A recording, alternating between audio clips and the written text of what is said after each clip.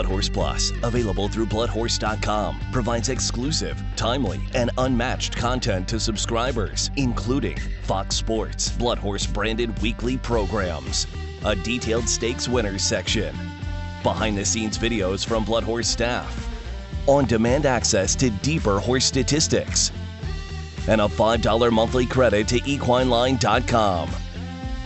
Upgrade to Blood Horse Plus today.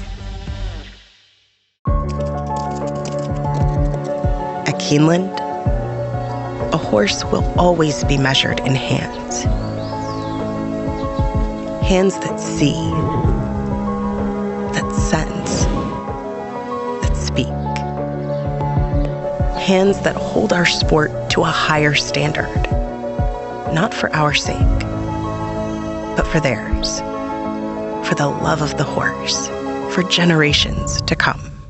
No matter what your horse's job is, we've got you covered.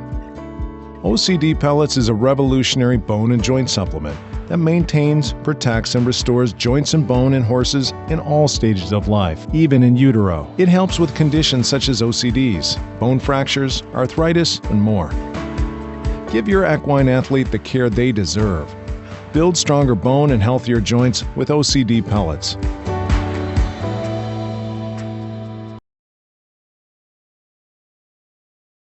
Hi, I'd like to welcome everyone to the 2025 Virtual Thoroughbred Owner Conference Series, and I'm Gary Falter with the Jockey Club. This is the 5th panel in our series of 10 panels that take place this year. And our full schedule can be found on our website, ownerview.com, where you'll find the date, the time, and the topics for each of the upcoming monthly webinars. And today's panel topic is developing young horses. And as the panel progresses, please use the Q&A feature to submit your questions about the topics we're covering. And at the end of the session, we'll try to get to as many questions as time allows. Now, before we get started, I'd like to take a moment. I always like to recognize our sponsors, starting with the presenting sponsors. And that would be Bessemer Trust, Keeneland, Handstall, Keenan, Ogden. And our panel sponsor today is OCD Pellets. I believe you saw their ad. And the Q&A sponsor is West Point Thoroughbreds. And our sincere thank you to all the sponsors for their continued support of thoroughbred ownership. And you can see on the screen all the sponsors we have this year, and we're just very sincerely grateful for all of them. So next, what I'd like to do is introduce our panelists today. So we'll go ahead and bring them on the screen one at a time, and we'll start with David O'Farrell. Hi, David. Welcome.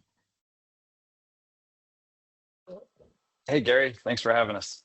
Great. So David, he serves as the manager of Ocala Stud in Florida, and that's the farm that his grandfather, Joe O'Farrell, started in 1956, and is currently the oldest active thoroughbred farm in Florida. The farm currently stands 7 stallions. They own approximately 50 brood mares and break about 100 yearlings each year for clients, in addition to their own horses at the farm. David is the director of the Ocala Breeder Sales Company and a director at Keeneland.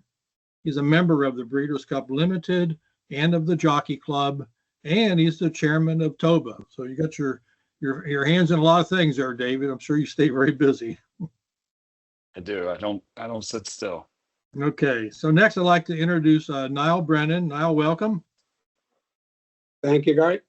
Niall's the owner of Niall Brennan Stables, and he was a successful jockey and won his first race at the age of 16 in his homeland of Ireland. Well done.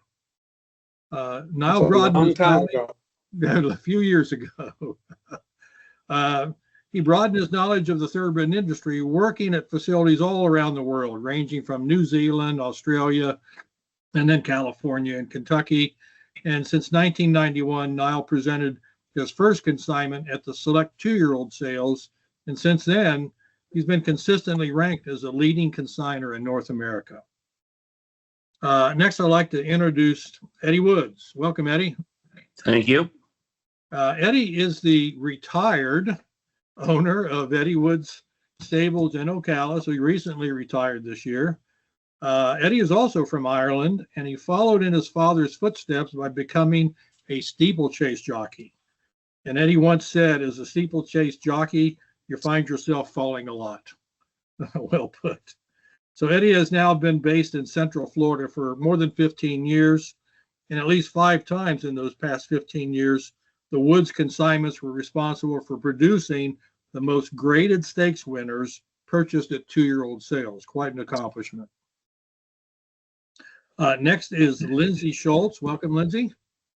Thanks, Gary. So Lindsay's first day at the racetrack was back in 2006 when she attended the Breeders' Cup World Championships. She spent 2 years traveling the world, learning about the industry through the Godolphin Flying Start program, which is an excellent program. Lindsay worked for 2 Hall of Fame trainers, including Shug McGahee, and she's been on her own as a trainer for a little more than a year, and she's earned wins at 5 different racetracks in that short period of time. So welcome, speakers. I think let's go ahead and just get started. Before any horse makes it to the races, there's a lengthy process to prepare a young horse for its first start. And so today we're going to talk about that process from foaling to making their first start. And the first few questions, we're going to start off focusing on foal development, then we'll move into breaking and early training. And then finally, we'll talk about the training process once that young horse arrives at the racetrack. So I'm going to start off with a question for David. David, before a horse ever sees a bridle or a saddle, there's a lot to be done to prepare a young horse, a weanling, we'll say, for human handling. So starting with your practices there at Ocala Stud, talk about what steps are taken with young foals that prepare them to be handled by humans. For example, how soon do you teach them how to lead from the time that they're born? Foals are being taught to lead on day 1. If they're healthy and they're nursing and their blood work comes back negative on their initial day 1 in the foaling stall, then they're led out of the stall, down the shed row into the normal stall. And they're led, they would follow their mother if you let them, right. And they'd lead right into the stall. But it's hugely important that you go ahead and put the mini halter, the figure 8 halter on, and coax them down the shed row and teach them to lead right off the bat. Well, anywhere they're going. How long does that take? I mean, I can't imagine the first time you put a halter on a foal that they're just going to walk right next to you. I mean, does it take a while for that to happen? Well, they'll follow their mother as long as they have their faculties and they're getting with the program. They'll usually go right on. But you don't want to manhandle a foal. The veterinarian's going to come usually with approximately 12 hours post foaling to draw some blood work. So you've got to be able to restrain the foal. Be able to get that done without it being too eventful or too traumatic to the foal.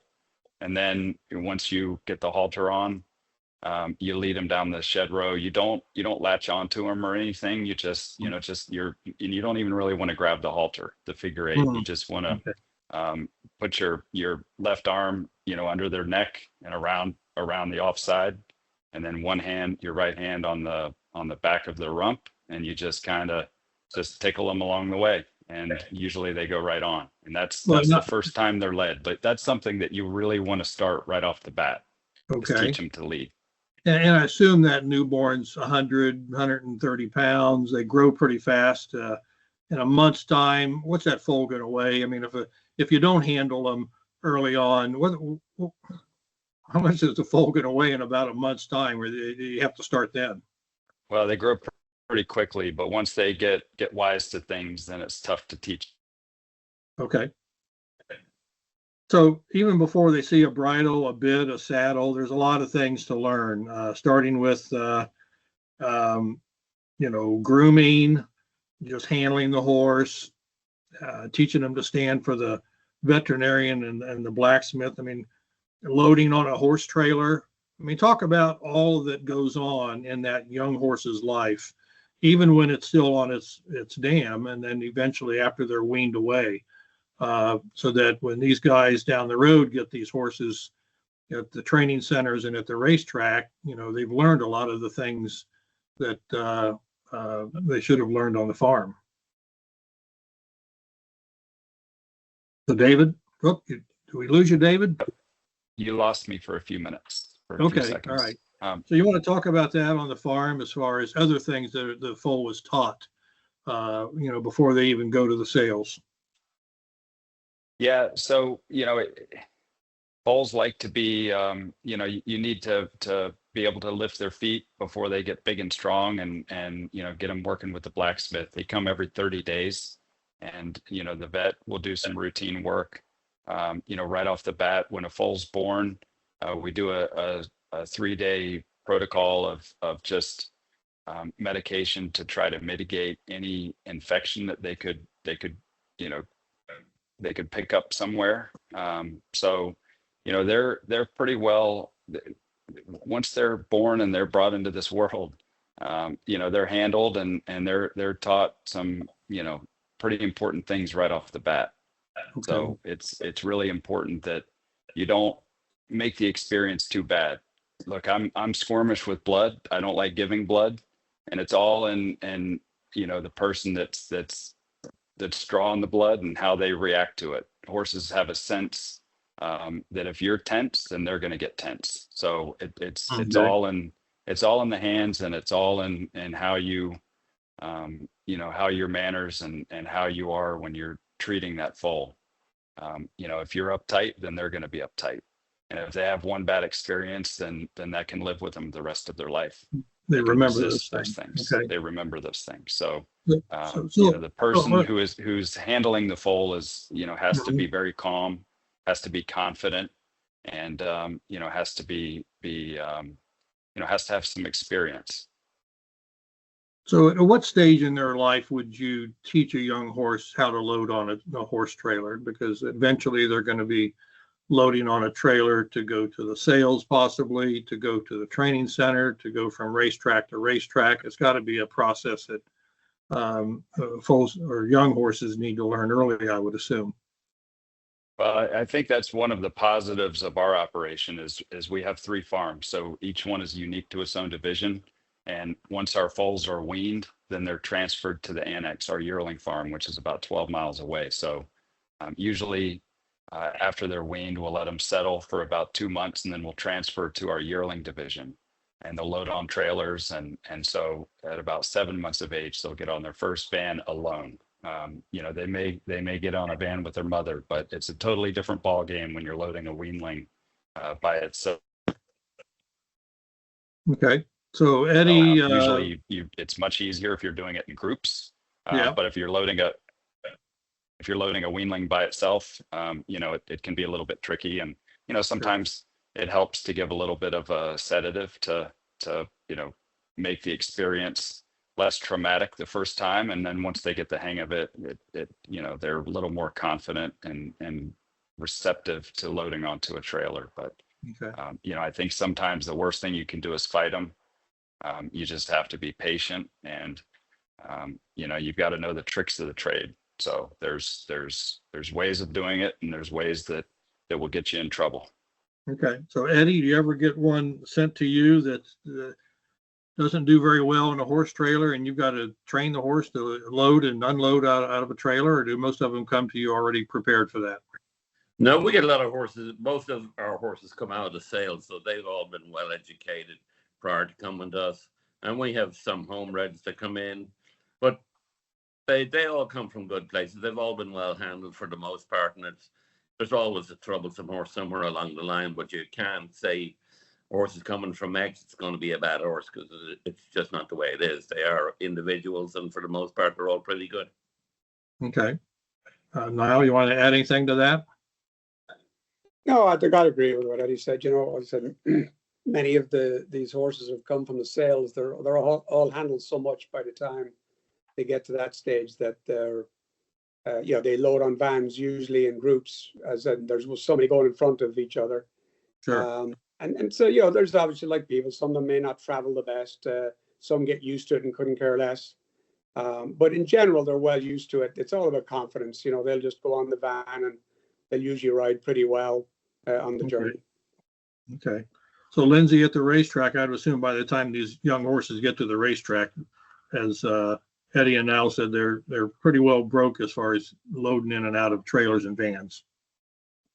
Sometimes, and sometimes they're not. Like they said, you always have the odd one, and we ship around to the races, and you couldn't give them a little trank or anything to go on the van for that. So there are a couple we still have to school, but Okay. for the most part, they're okay. Okay. So let's turn our attention to nutrition. So how important is it to have proper nutrition plan for a young developing horse? Eddie, why don't you start with this one? What are your thoughts as far as a good, healthy nutrition program from the time they're weanlings to the time you get them at the training center? Nutrition is everything. It's like all good athletes, human athletes. They're all on proper diets, have nutritionists and all that kind of stuff. We don't have the nutritionists, but the people that make the feed for us are nutritionists. And we go with well-balanced feeds, not too high on the protein. And, feed them a good mix of hay without too much alfalfa. And use all the top class stuff. And like I said, it's all been well researched, and you just go with your feed of choice, and then you feed them. Each horse is an individual depending on what they need, by going by how they look or how the coats are, how the weight is. Some need more, some need less. It's just a touchy-feely thing, and you learn it as you go along. So it's not a cookie cutter kind of thing where every horse gets the same type of feed and hay every day. You kind of make it to work for each horse. Well, we'll go with our brand of feed. We feed OBS feed. It's a great feed, and they'll all get the same. They'll all get the same kind of feed, pardon the very odd one that's very picky and doesn't want to eat, and then you got to play with stuff there to get them onto that. And some of them really heavy colts, they'll be on some short rations for a while until their weight kind of comes around to where you want them. And the fillies, most of the fillies, you get into them whatever you can get into them. They all, the more they eat, the better they are. Sure. Okay. So David, on the farm, at what stage do the foals that are still on the mares start receiving regular feed? I mean, that's something that you start on right away, or do you wait till they're near weaning? We've had foals that start putting their head in the feed tub, at a week old. They start, they don't really, they just play with it. But sometimes it's they really, once they get to be about 3-4 months of age, then they'll start putting their head in the tub and start stealing some of their mom's feed. But, you want to wean them around 5 to 6 months of age. Mm-hmm. Sometimes you may feel compelled to wean one a little bit early if it's getting some epiphysitis. And it's just something you kind of have to go on field, but you gradually increase their grain throughout their weaning process, and they usually tail off once they wean. They'll usually hit a little bit of a rough patch where they've got to adapt a little bit the stress of weaning. So you're just trying to make sure that they are getting the nutrition and they're getting their head in the tub and they're cleaning their feed. So it's hugely important that before they go out, foals need to come in. They need to come in every day, at least once a day. They should be led to the barn, and you really need to monitor to make sure that they're cleaning their feed tub. Because if they're not, then you're going to wind up with a big problem if they go a couple of weeks without getting everything that they need. So it's just it's something that I firmly believe young horses, they need to be led in every day. There's some older horses that like to be out in the pasture that you can just feed them over the fence or just feed them in the field. But young horses, they should be brought to the barn at least once a day. And if it's if you have a small farm or you have another career and you have young horses and you don't really have the staff for it and you can't do it every day, you should at least try to do it a couple times a week and just get them in the program of leading. And it's important to establish with young horses just the timing of everything. You want to feed at the same time every day. You want to do everything really at the same time. They're such routine animals that if you get them out of balance, that can throw them off too. So, they like to eat. They like to eat on schedule. Good to know. Good to know. Okay, so that kind of covers some of the basics of a foal going into its yearling year. So let's talk about yearlings that are purchased from the sale. So, you've got the sales coming up, the July Fasig-Tipton, you got Saratoga coming up, the big Keeneland sale, October Fasig-Tipton. So how soon after a horse goes through one of those sales does that breaking process begin? Is there some time afterwards, or do you wait later in the year? So now why don't you start with this? Horses are coming out of the sales, and when do they get shipped to you, and when does the breaking process begin? Well, for us, generally, we don't get many yearlings down till August, early August, middle of August, from the sales, or even if they're homebreds of owners. We usually start then about the end of August, and with the ones that are already in. And then, of course, at the September Keeneland sale, the yearlings come down directly from the sale generally. And we let them settle in for a period, at least a week, 10 days. Many of these yearlings have been through the sale process, and they're prepped differently. Some are hothoused, they're not turned out for weeks prior to the sale. So we just want to let them down. We just turn them out and let them be horses again. And once they're settled in, we start the breaking process. So we don't start till at least the middle end of August, and then we really get rolling in September. Okay. And Eddie? Kind of similar. We'd be a little later. The horses that are on the farm that come out of the July sale or out of the Saratoga sale, we'll start breaking them while the September sale is on, in the hope of getting them pretty advanced before the glut of the horses come from September. We let the September horses settle in much the same as Niall does. And we usually don't get going on them until about the 1st of October. And we're fortunate most of the horses we get are, for the most part, expensive, well-bred, nice, and none of them need to be running 4.5 furlongs. So there's no great rush to have them on a real early program. Right. Okay. So horses that come out of the yearling sales that are later foals, like May type foals, David, do they get broke at the same time that maybe a January, February foal is broke, or does it really matter at that early stage? We like to break them all together. Some of them, you might have a select few that you could wait and break a little bit later in the fall, but I think it's best to get them broke while they're young. The later you wait to break babies, the tougher they get. The wiser they get, the tougher they get. So I think they're more receptive to learn when they're in groups, and it's kind of, it's kind of like school for them. So, when you're able to go in sets and go in young groups and get them through the program together, I think they're a lot more willing and a little more receptive to learn. And then if you need to stop on them for any other issues, if the vet recommended maybe not anything too strenuous too soon with them, you get them broke and then you stop on them and you give them the time. But I think it's best to just get it done all at once and kind of get them all through the program together. We try to break our homebreds. We get a jump on them before the horses come out of the yearling sales. Really slow process, but we kind of get a head start, and that way we're kind of ahead of the curve when we get all the ship-ins from the sales. Okay. So do yearlings ever come out of the yearling sale already broke, or is that generally doesn't happen? Sometimes, but we still back up and do our thing. You don't really know, where they came from or what their program was. So we just kind of put them in our program, and they might be taking a step back, but I think it's best to just make sure for liability reasons that you've got, the horse has learned what he's supposed to learn. So you kind of just go through that little process again with them. Okay. So Lindsay, do you ever get a horse delivered to the racetrack that is barely broke or green broke, or do they generally come to you pretty much ready to go to the racetrack?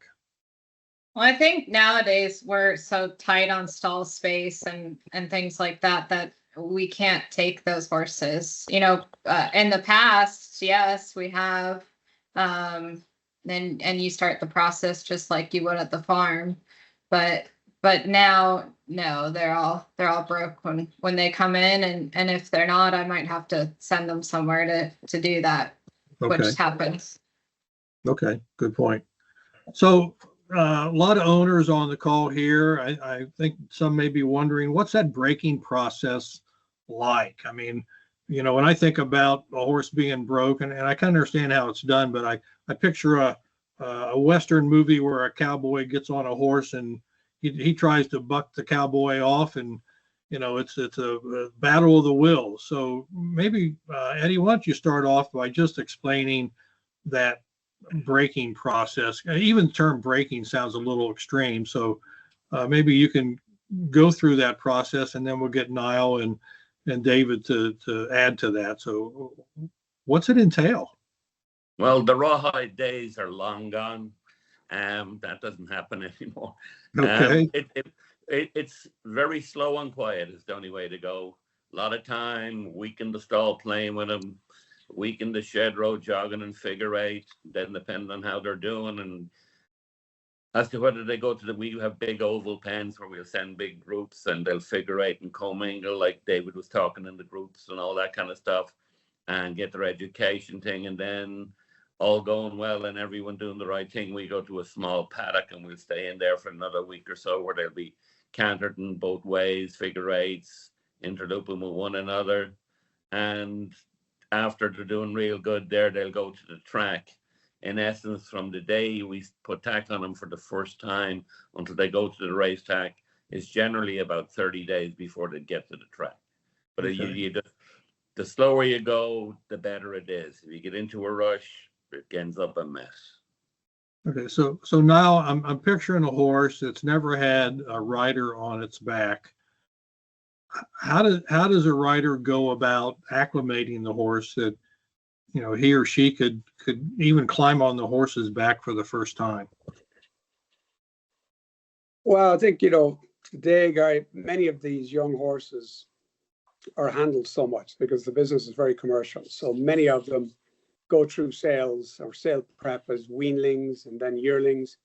So really, by the time we get many of them down in the fall, they're very well handled. So they've got confidence. It's not, you know, you're not going into a Wild West show. But in our program, I think we just have a group of riders that do all the breaking. They're the only ones who handle the horses from day one. And so really it's about confidence. As Eddie said, you got to go slow. Many of them are well handled. So you walk in with a bridle, it's no different that they've had bits in their mouth or halters on them. So they're not worried about that. You put a pad on them, a girth, you maybe sit a saddle on them. But again, they're used to so much handling that most of this doesn't bother them. But if you go a little too quickly with it and frighten them, then that's a different story. But we just take our time, and similar to Eddie, I mean, we spend about a week in the stall with the riders, just playing with them with the tack on them, turning them around, and just judging them individually. You know, you will get one every now and again that just is bug-eyed and doesn't trust this process at all, is not sure at all. So you got to make sure you've got a good rider that's very patient, and they'll sense that and they'll relax and work with that rider. But we don't get in any big hurry. Many of them are easy. They go through the process fairly quickly. They're not bothered by it because they've been so well handled to begin with. Okay, so there's that trust factor already instilled in them. Yeah, I think you have to, because again, we go steady too. You know, when we try to, everything is in groups. So if we're doing 4 or 5 at a time, you know, that group will be in the stall working together. Then they'll go around the shed rows. You know, after a week of that, so you're 2 weeks in, we'll go to a big round pen or a small paddock, and they'll go out in that same group, and we'll just walk around, and then they'll start doing a lot of jogging and figure eights and just working on their mouth. Again, just and if they need more time, we take a little extra few days doing something till they're doing it right. And some progress very quickly, and some want to be like that little kid in the back of the classroom just wanting to cause trouble. But and then you just back up a day or two. You just take your time. They'll come around, but you know, some are very forward and some aren't. Okay. So David, do you all use any special equipment during that starting process? I mean, for example, is there a particular type of bit that's used on that horse for the first few times? Do you use Western saddles, English saddles? Are the saddle pads the same? Are the stirrups real long? I mean, talk about just the equipment that's used on these young horses the first time, they're tacked up. Yep, just a regular D bit English saddle, just the whatever they're going to be going to the races with. So we start them, same process as Eddie and Niall, very slow. You don't want to throw too much at them at one time. You just want to introduce one piece of equipment really at one, and once they get used to that, then you add another one. But it's kind of like watching paint dry. It's not like the old cowboy days where, they're just bucking and throwing riders left and right. It's you want it to be as uneventful as possible, but equipment wise, you just want to kind of get them used to, what they're going to need to go on and be a racehorse without it being too complicated, just the basic stuff. Okay. And is that process takes a few days to a week before the horse is acclimated to the saddle and ready to take a rider, or can it even happen within days? It can happen within days. We usually go a little bit slower. We get a little bit of an earlier start with our homebreds, and then like they've expressed, the ones from sales are, they're very well handled, so they catch on pretty quickly. But we, we just try to be super patient, and when they come out of the stall, we usually ride them for about 10 days in the stall, and then they'll go around the shed row just at a walk, and then we'll do a little jig or a little jog around the shed row for a week or so, and then we'll ease them on out to the round pen. Okay. And that's where they'll really learn the basics, the figure eights, and going the wrong way and things like that. And they won't go to the racetrack until we feel confident that they are fully broke. Okay. We try to get all the bucks out of them before they go to the racetrack. Yeah, and that kind of leads into my next question: is how long before that young horse is taken to the training track for the first time? Probably 30 to 45 days from the time you start playing with them. I would say some you could be a little bit quicker and some may go a little bit slower, but it kind of just depends on how the group is progressing together and how the program's going. And a lot of it's kind of just your feeling. If you feel like they're ready to make that trip up, then you just kind of go with your gut. Okay. Eddie, Niall, would you like to add anything to that, or how long it takes to get a horse ready to go onto the training track? No, I think we're all pretty much a few days apart. Everyone's out, as you've heard from the three of us, everything's done much the same. And it's like David said, burn the odd individual, they'll all be going to the track in the 30 to 40 day time period. Okay. Niall, any special equipment that you use, or David covered that pretty clear? Yeah, David covered that. I think we try to keep it very simple. Just stay out of their mouth. We don't have any special equipment or anything extra. As I said, just keep it simple. As you get going down the process down the road, there might be some horses you find respond to a different bit just because they're a little tender mouth, or you do get a dentist in on when we start the process in the fall, and the dentist goes through all the horses and checks them, and then we do that again in the spring. So, but some horses are just like people, they're a little different. The bit might sit in their mouth differently, and then the next horse. So and then it comes down to the riders and how good they are, right, and how if they've got good hands and they're soft on the horse, because they're young horses, so they're getting used to this. But we try to keep it simple as regards the equipment.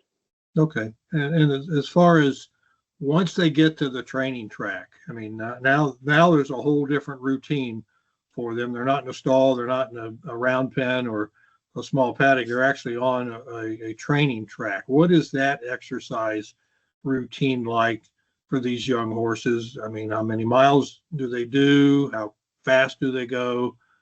Eddie, why don't you start with that one? Well, you take, like everything else, we go slow. We do a lot of standing when we go down to the track for the first time. Then we don't back up. We go straight off for a few days. And we usually jog them about 3 parts of a mile and then canter them about 3 parts of a mile the first few days. Once they get confident, they'll be in groups, in pairs and in threes, in a large group. And as you ease on, keeping them quite steady, you just gradually increase the distance. And we won't go much further than a mile with them until we're well into the new year. and they'll jog 3/4 of a mile and gallop a mile. For the most part, that'd be kind of routine for a while until we get close to where we're going to thinking about working them. Okay. Now, what's that routine like for you? Well, Eddie's just a copycat. Okay. Very good. I mean, I think everybody's probably a little different, I guess, but we're very much the same. You know, I think when we start on the racetrack, the first day we just jog everybody. They just all jog around the track just to have a look.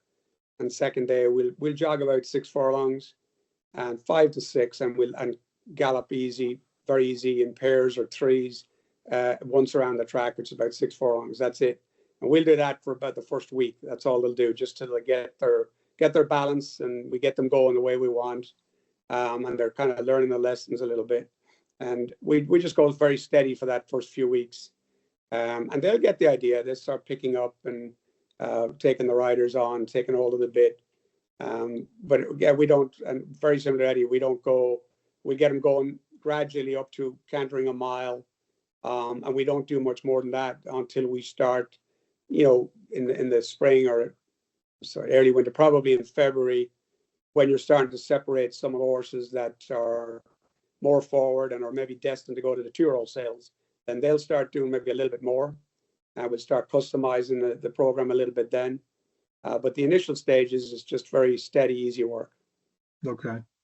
So Lindsay, at some point, these horses are going to come to you at the racetrack. They've been to the training center. Maybe they went through a 2-year-old sale. Maybe they didn't. They were just being trained by these guys in Ocala or somewhere else. And it is time to send them to the racetrack. So talk about that transition from the training center to the racetrack and what that exercise routine is once you first get them. Look, when we first get them, it's kind of much of the same. We, get them into the track, go straight off, let them kind of see their surroundings. It's important to know the difference, right? If they're coming from one of these guys off the farm, or if they're coming from the sales, or if they're coming from someone's backyard that you don't know. You try to treat them all the same, but you have to kind of be aware. So look, we just kind of go straight off, let them gallop a mile the first few days, and then as they can handle it, you graduate them to backing up and going a little bit further. Okay. So is it typically a fairly easy transition from the training center to the racetrack? It really depends on the horse and where they come from. Okay. It really depends. A lot of them, are very straightforward, and some of them aren't. Okay. So it sounds like from the time this horse first felt a saddle on its back, and then got to the racetrack on the training center, we're well into the fall months, and then we're getting into the winter and the spring months. At what point in time is the horse ready for its first workout, its first breeze? And I know it can vary horse by horse, but it sounds like you put an awful lot of miles under these horses for months. And then at what stage do you start to breeze them? David? Well, you put a lot of slow miles into them first, and then once you feel like they're ready to do a little bit more, the horses, they get a little bored with it, and so it gets to a point where they're looking to do a little bit more. They're starting to get fit, and is ready to go on a little bit. So we call it a little bit of a happy gallop. You just do a little open galloping with them in pairs. And we do them in sets of 6 or 7 or 8, depending on how many riders we carry. So when they go to the track at Ocala Stud for the first time, they're going to be in. We'll send. Let's say we carry 12 riders. We'll have 6 colts go to the track, and then 6 fillies will come up behind them. And they'll go in separate groups, but they'll go. We'll keep them tight. We'll keep them 2 by 2 by 2. and just keep them together and as close and as tight of a group as possible. And they'll gallop along that way for the next couple of months. And then, when they get ready to start going a little bit quicker, they'll go in unison. We'll keep them in that same grouping, as long as they're all keeping up together and just gradually increasing that once a week. But kind of to the point where they don't even really know they're doing it. It's trying to bring them along without really, you kind of want to keep them interested, but without doing too much. It's a fine line. It's just something that you kind of go on feel. So is it now at this stage where they're starting to pick up the pace a little bit, maybe do some 2-minute licks in company? Do you start seeing who the true athletes are, who the real stars are, or is it still too soon? Yeah, I'm not sure you see it right away. There's still there's like young teenagers that are out there playing. After the first few times you're letting them stride along, I think the natural athletes and the ones that are intelligent, they do start standing out a little bit because they just take to it very quickly. It's very easy for them, versus maybe just that average horse or that average athlete that's trying to figure it out, and maybe they don't have the same movement. But I don't. For me, I don't know. I don't look at them like that to try and say in January or the 1st of February, well, this horse is going to be a top horse. Or I don't look at them like that, because I think they have to find themselves, and generally, certainly by February, you're going to start separating them a little bit. They separate themselves, that you will see the true athletes. And again, I think their mindset, how their attitude is, plays a big part, how mature they are mentally. And usually the very talented ones are very intelligent as well. Okay. So Eddie, talk about why is it so important for these horses to go to these training tracks in groups, in company, versus just going out there by themselves and doing their gallops? So why is that important at this early stage? Eddie, are you still with us? Well, you might have froze up on us. Now you want to take that one? What was that, Gary, again? Question about going to the track in groups at this young age. Is there anything wrong with just sending them out by themselves on a daily basis, or do you prefer to send them out in groups of 2, 4, 6 horses at a time? Well, I guess it's individual situations. I mean, we have a big operation, so we have a lot of riders, and we go out in sets. So if we've got 18, 20 riders, then we go out in the sets of 18 or 20 to the racetrack.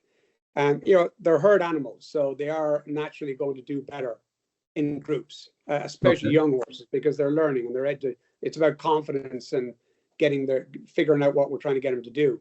So if you're taking one young horse to the track on its own, obviously it's out there, it's kind of just, in the middle of the ocean swimming on its own. It doesn't know which way to go. Right. And that in that case, the rider has to maybe work harder, or,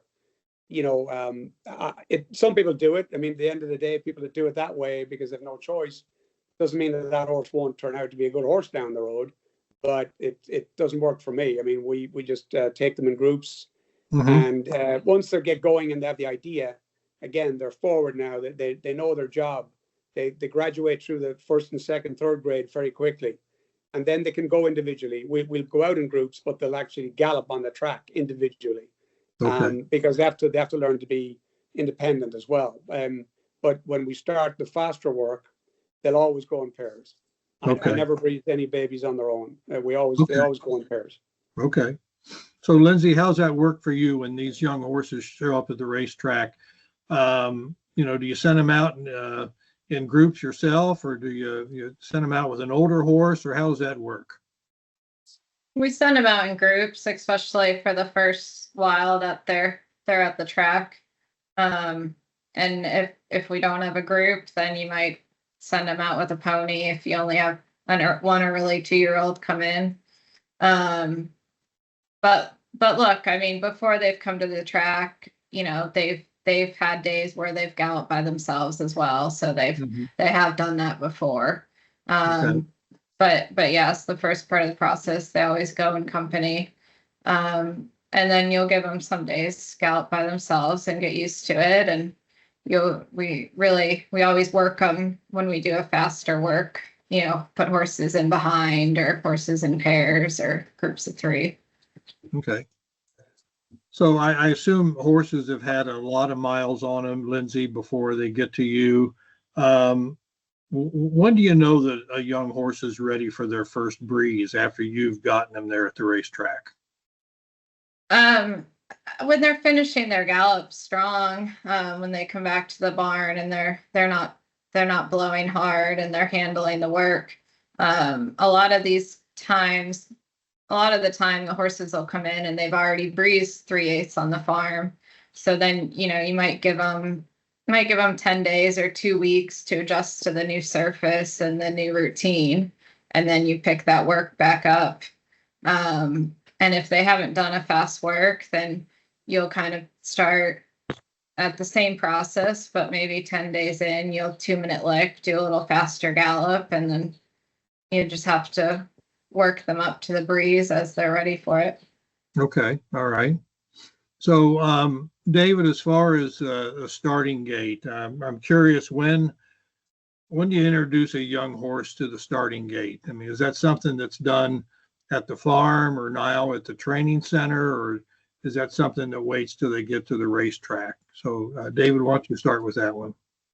We take them through the starting gate the very first day they go to the racetrack. After they've gone to the track and they go all the way around, usually just at a walk or a jog. We'll kind of hobby horse them through the lane for about 1/4 of a mile, and they get a little bit tired. And they're in a group of 6, 7, or 8, and we'll just walk them through the starting gate that very first day. Going home tired, they kind of put their head down and they just walk through it. Occasionally you'll have one that'll resist or need a little coaxing, and you don't want to fight it too much. If they just kind of dig their toes in and they don't want to go, you just skip it that day. You don't want to press the issue, but most of them, I'd say 90% of them, the first day they're a little tired, they got their head down and they'll just lead right through it.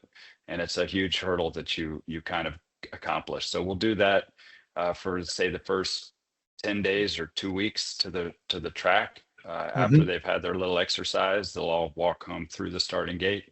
And that kind of gets them acclimated to it and comfortable with it. And then we'll leave it alone for a little while. And then, maybe once they start galloping a mile or better, we may lead them through the gate coming to the track. And that's a totally different deal. When they're bright-eyed and bushy-tailed and they're ready to exercise, going through the gate, going to the track is a little different than when they're tired and coming home. Okay. But we don't do a lot of extensive gate work before they ship. We'll stand them in. We may close the doors. We may jog them out, but we don't break them from the gate, and we certainly don't if they're not if they're resistant to it, we don't press the issue. The racetracks have very good gate crews, and it's not something that you want to give them a bad experience, because that'll live with them forever if you get it wrong.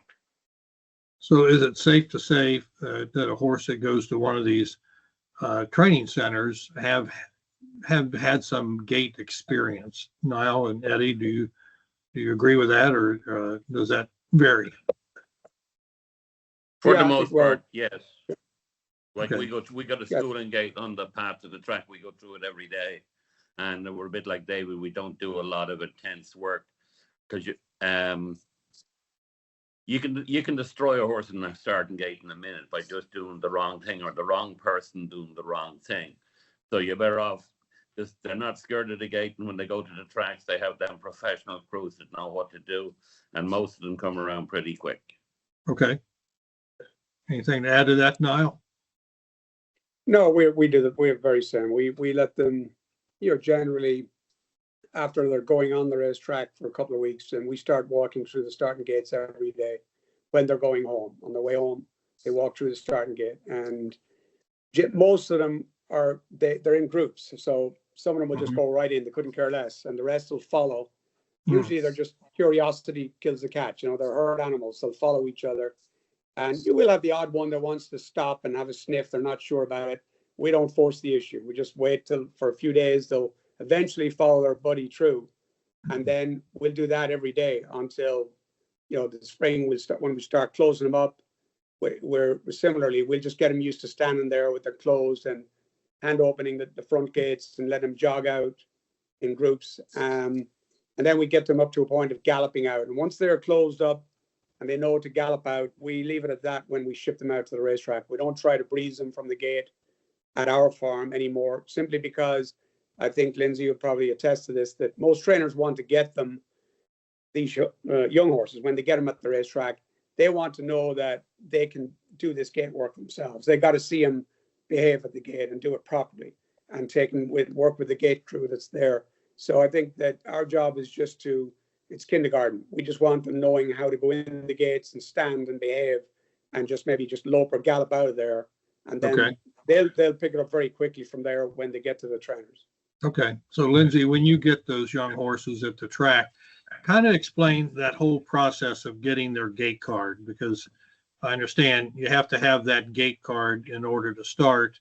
So how many times to the starting gate does it usually take for that to happen? Do they have to go in company? So maybe explain that process. Yeah, you have to do all of it. So after the horse, we normally wait until after they have their first breeze at the racetrack, and then we start taking them to the gate once a week. And they'll start, walk or jogging out of it the first couple of times, but as you go, they'll go faster and quicker out of there. We do keep them in company. Obviously, they're going to run with other horses, and they're more comfortable with other horses. You get the odd one that, maybe doesn't do well, so you would have to take it by itself and just back off and slow down. But look, it's probably ideally maybe you go to the gate 6 times before you flop them out, which means they let the doors open fast, and let the horses gallop out of there. And then the next step would be to break the gate and to breeze them a little quarter out of there, maybe. Okay. So how many times would you say a typical horse has to break out of the starting gate before they qualify for their gate card? Is there a certain number of times, or do they just have to do it right once? Well, with all the prep work, you're probably gonna still breeze them out of the gate twice. I mean, I can't speak for everyone, but for me, I'd be much more comfortable starting a horse, even if it does breeze out of there fast the first time, to come back and do it again before you run them.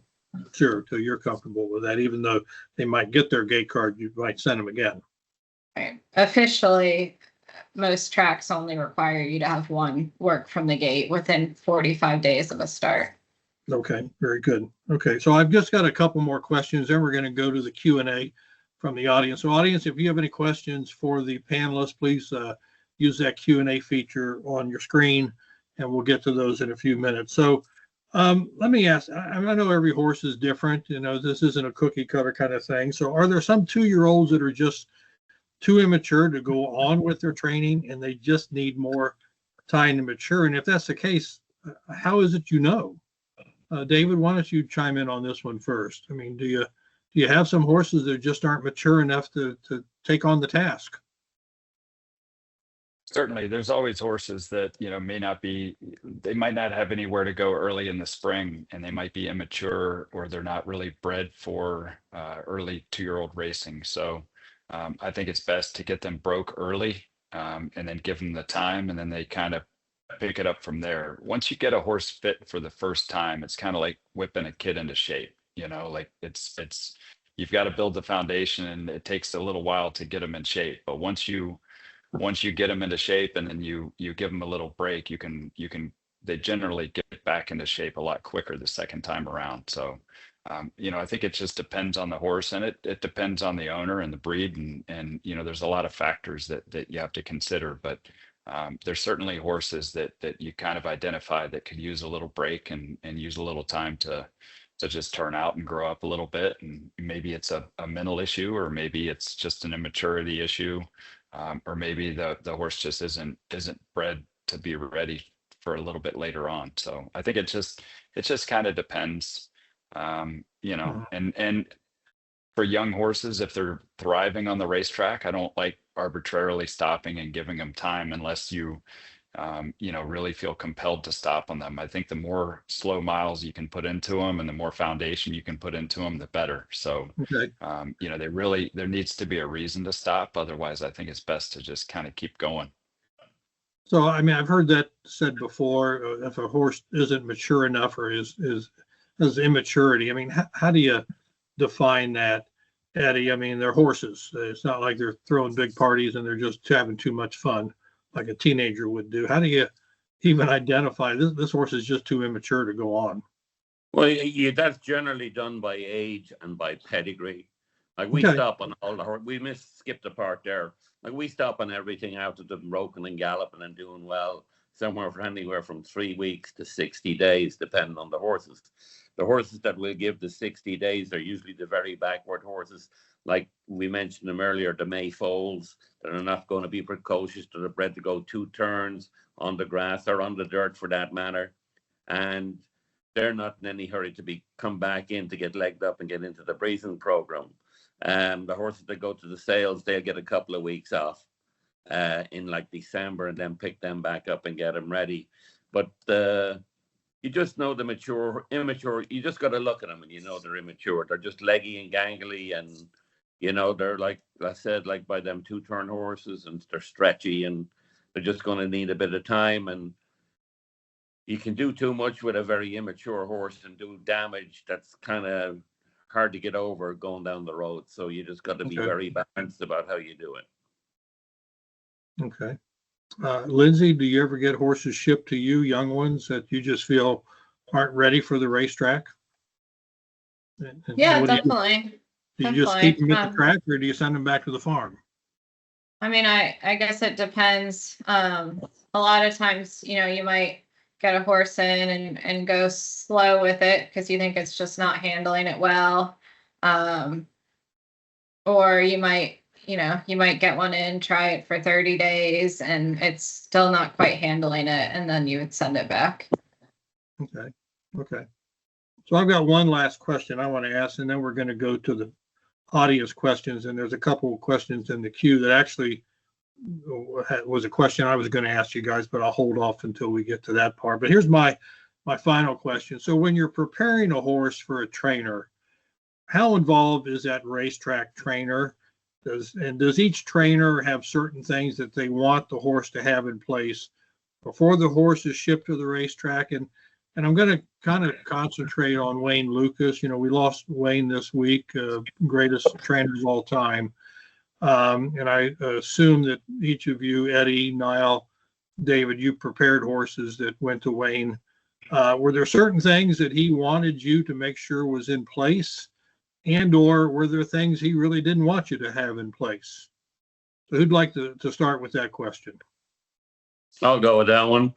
I haven't sent horses to Mr. Lukas in quite a while, but way back when we sent them a lot because we just had the same clientele. And he stayed out of your way. He let you do your thing. And but he was always the first trainer to want his 2-year-olds to come to the racetrack. He never really wanted your opinion on them. He wanted to know if they were okay. Did you take them to the gate? What you've done? And he put a schooling on me back in the late 90s. And I said, well, Mr. Lukas, this filly here, she doesn't look like she's much horse. He said, son, I'll be the decider of that. Where's that back then? And the other guy, nearly all the trainers stay out of your way and leave them alone. And, barring they have an odd owner that's in a hurry to get one to the racetrack, they'll just take it when you think it's ready to go to the track. Okay. Niall or David, anything you want to add to that?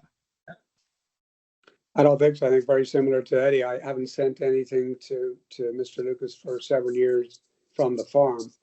But I think, he was old school that when at the time, yes, he would like to get him to the track early. But I think Lindsay mentioned something earlier about stall situations today that many trainers are limited by at certain tracks by the stalls they have. So they can only take so many 2-year-olds in early. They, you know, the ones that are very precocious. We're talking about maybe March or April, you know, certainly March. I mean, they don't have room with their older horses to bring in a bunch of babies. Years ago, it was different. But today, I think many of the trainers, that especially the larger stables, they don't have room to take all these 2-year-olds early. So they want us to decide which ones we're sending them. At least the trainers I work with, you know, they'll go in groups. So the more precocious ones will go out in whether it's April or May. And the ones that we feel need a little more time, they're growing, they're teenagers, we can tell they're growing, they need a little break, mentally or physically. So they'll go a bit later, whether it's July or August or whenever it needs to be.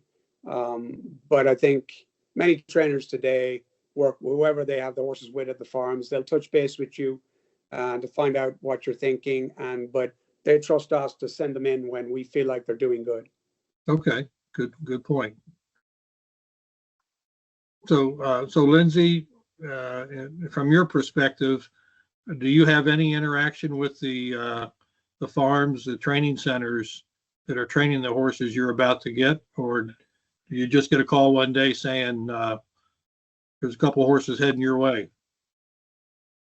A lot of times, yeah, they just tell you when they're sending them, and normally those are the ones that, you know, come from bigger operations like Eddie or Niall, and they know when they're ready to go. But look, there are also some owners that might have one homebred every few years, and they do need a little guidance along the way. So then you might help them. Okay. David, anything you want to add to that? No, I think that's pretty much sums it up. I think a lot of trainers, they kind of trust our process, and you know, most of them want the horse to be doing a little something, whether it's an easy quarter or a good 3/8. You know, they just you know, some like Todd Pletcher, he's kind of the same, cut from the same cloth as Lucas. You know, they kind of want him, you know, breezing the pretty good 3/8, because when they get into his program, he wants them ready to go. So, you know, you just kind of know which trainers, certain programs have different, you know, different wants or asks, and they don't really give you that a whole lot. They don't give you a whole lot of input, but you just kind of get an idea of where they need to be when they go to a certain trainer. Okay. All right. Good. So that's going to wrap up my questions for the panelists. So we're about to move into the question and answer period from the audience. So while I sort through the questions, please enjoy the following from West Point Thoroughbreds, and we'll be right back. So just give us a moment and we'll be right back.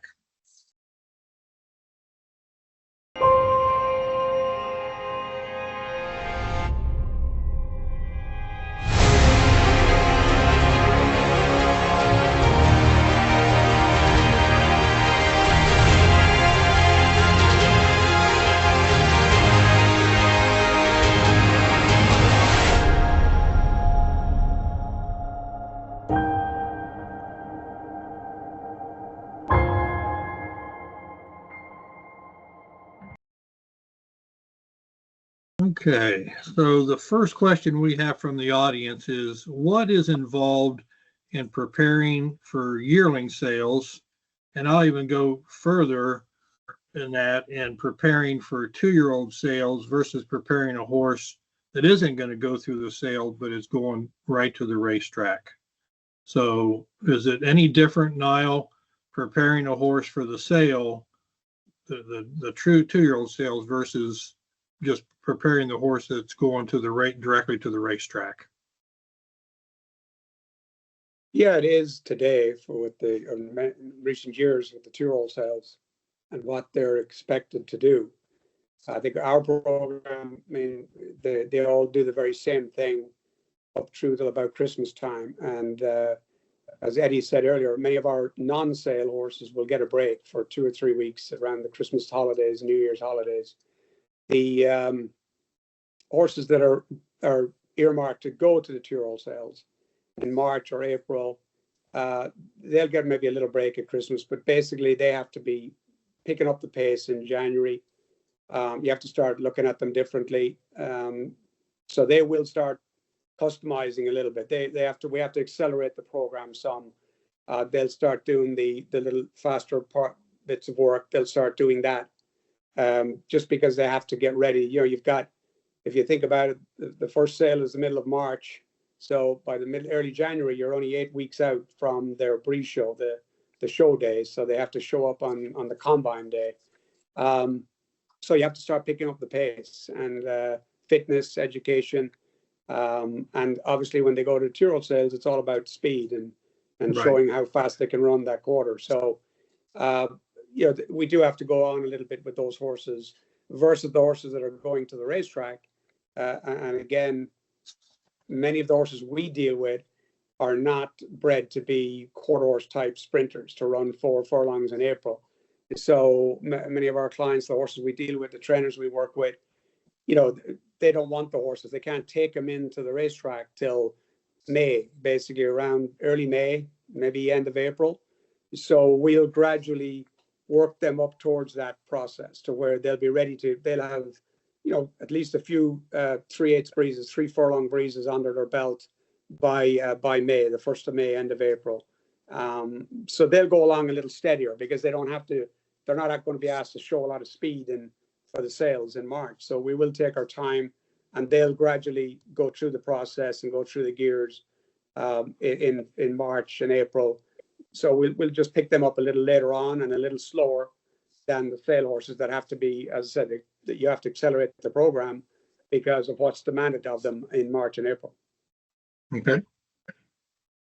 So next question from the audience. Previously, I had my yearling broke at a farm specializing in breaking here in Kentucky. Then the horse had the winter off and then went to Eddie Woods and then on to the trainer. Is this still a recommended path? So breaking the horse locally, taking the winter off, and then going to Florida to a training center and then off to the trainer. So Eddie, why don't you since they quoted you? Yeah, no, that still happens a little, but not a lot. And, I think weather's got a lot to do with it. Some people don't want the horses stocked on for the whole winter. And for the most part, the most of them come right on down. There is the odd one that they do get broken in Kentucky and come down a little later on. There'll be horses generally going to the races most likely and not for a 2-year-old sale. Okay. So here's a question about bucked shins, and maybe Lindsay, you can talk about this. Talk about what that is, and can buck shins be avoided? Well, buck shins are microfractures in their shins, and it can happen when the horses are growing with increased pressure in their training. But honestly, in the last few years, we don't see them as much at the racetrack as we used to, and I think a lot of it is because these guys that are getting them ready for the racetrack are taking care of that there. They're getting the horses ready and putting more pressure on them, and there's some things that they can do to prevent that from happening. But shins, they aren't a negative thing or a bad thing to buck shins, but it certainly costs the horse some time. You have to cool them out and wait for that horse to come around before you start training again. Okay. So here's a question about colts versus fillies. Is there much difference in that training process, that early training on a colt versus a filly? So David, you want to take that question? Not really. I think, certain riders, we maybe have some of our stronger riders, tackle the colts and, some of our, riders that are a little more finesse go with the fillies. It's just, but the Okay. program is very similar. There's not a lot of difference there. We still like to turn a lot of our 2-year-olds out until they're galloping a mile or better. The fillies, they can go out in a field together. Still in a big group, and they get along just fine. But the colts, you've got to start separating them. They'll go in a paddock by themselves. Otherwise, they'll roughhouse a little too much. But other Okay. than that, as far as their training regimen goes, they kind of all go on the same program. Okay. Now, Eddie, do you want to add anything to that? Colts versus fillies? I think the sprintery fillies, the sprintery bred fillies, they're like girls. They learn quicker. They just come around quicker, and the colts can be a little bit dumber about stuff. But other than that, like much like David said. Yeah, fillies do tend to mature a little quicker, like Eddie's saying. The ones that are Okay. sprinter types, they do tend to mature a little faster. Okay. So last question. Do you have a preference of small versus big horses? So a horse that's going to be 16 plus hands versus a horse that's going to barely make 16 hands. Any preference? I don't think, if there's one thing I've learned, Gary, over the years, it's that good horses come in all shapes and sizes.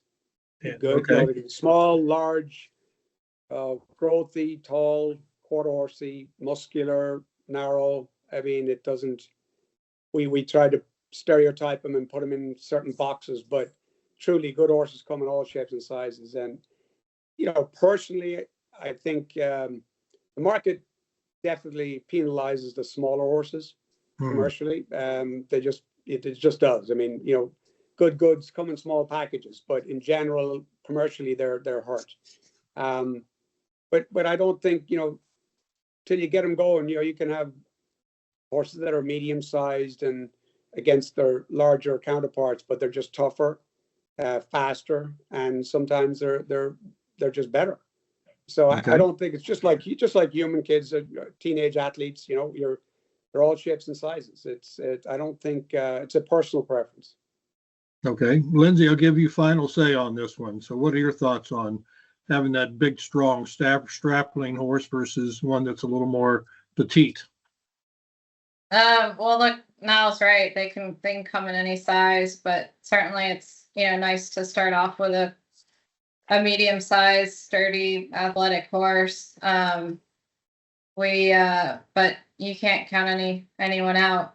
Niall sold me a horse last March or last May, and she just won first time out at Churchill. And so look, she didn't appeal to the general market at the time, but she did great. She won a $92,000 maiden race at Churchill the other day. So they can come from anywhere. Okay. Thanks, Niall. All right. Well, that's a good point to wrap this up on. So that's going to wrap up our discussion. And I'd like to thank our speakers today for your time, your insight. Really do appreciate your time. David, Niall, Lindsay, Eddie, really do appreciate your being here today. Thank you for having us. Yeah. Thanks, So Thank you, Gary. Thanks, Gary. I'd like to tell the audience, if you have a follow-up question for any of our speakers, we've got their email addresses on the screen now, and you don't have to jot them down at this moment because we record these sessions, as you know, and you can come back and get Niall's or David or Lindsay's or Eddie's email at a later time. So if you need to follow up with a question, you can do that with their email addresses. So I'd like to also thank our panel sponsor today, OCD Pellets. But most of all, thanks to all the owners, because we've talked about this many times before. Without your investment in racehorses, we simply don't have a product or an industry. So we really appreciate you take the time to be online with us today.